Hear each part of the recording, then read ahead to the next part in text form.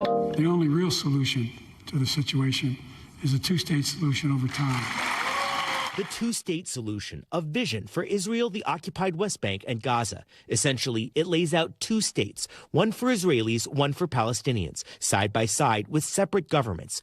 But it's hard to overstate how tough it is to actually agree on borders, divvying up a land important to both peoples. Leaders have called for a two-state solution for decades, even before Israel's establishment. Back in 1947, the UN put out a partition plan for separate Arab and Jewish states, with Jews getting a majority of the land despite having a smaller population. Jewish leaders accepted it. Arab leaders rejected it. Israel declared its independence in 1948, and right away its Arab neighbors invaded.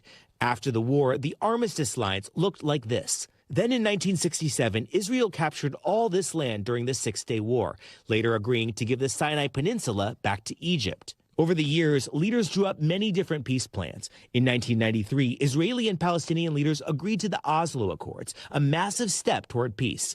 As part of it, the Palestine Liberation Organization recognized Israel's right to exist. Many Israelis and Palestinians were furious, and the Israeli prime minister was assassinated by a right-wing Jewish extremist, putting big peace talks like this on hold until 2000, when Bill Clinton brought Israeli and Palestinian leaders together at Camp David. But they couldn't come to a deal, and now, years later, some don't believe in the two-state solution anymore.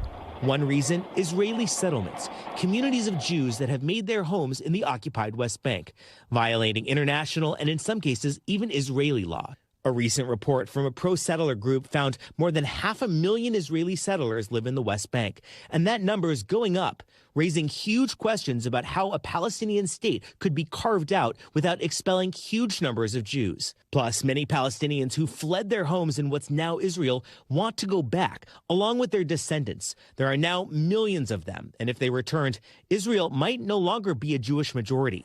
Israel's leaders say that's a non-starter. Then there's the question of who gets Jerusalem, a holy city for Jews, Muslims, and Christians. Palestinians claim East Jerusalem for the capital of their future state. But Israel says it must remain eternally undivided. It all complicates where exactly the borders of two states would go. An alternative, the one-state solution. One state covering Israel, the West Bank, and Gaza. That has its own challenges. It's hard to see right now, in my personal opinion, because of just how much polarization and resentment and hatred there is. Prime Minister Benjamin Netanyahu, the longest serving in Israel's history, once said he supported a two-state solution, but has since soured on the idea. And since Israel launched its war in Gaza in response to the October 7th Hamas terror attacks, Netanyahu has explicitly opposed Palestinian statehood, saying it would leave Israel unsafe. Let's bring in Josh Letterman here. There's so much diplomacy. There's so many politics. There's an election coming up here in the U.S. in just about 6 months, all as Secretary of State Tony Blinken is in the region. It's a lot at play.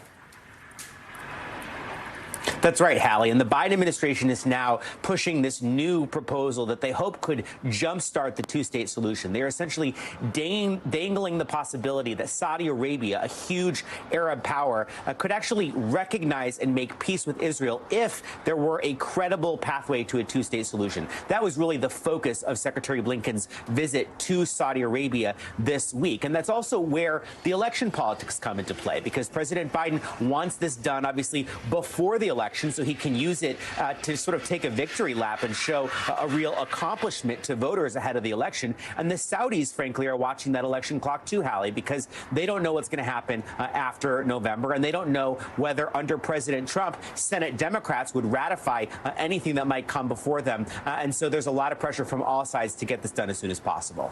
Thanks for watching. Stay updated about breaking news and top stories on the NBC News app or follow us on social media.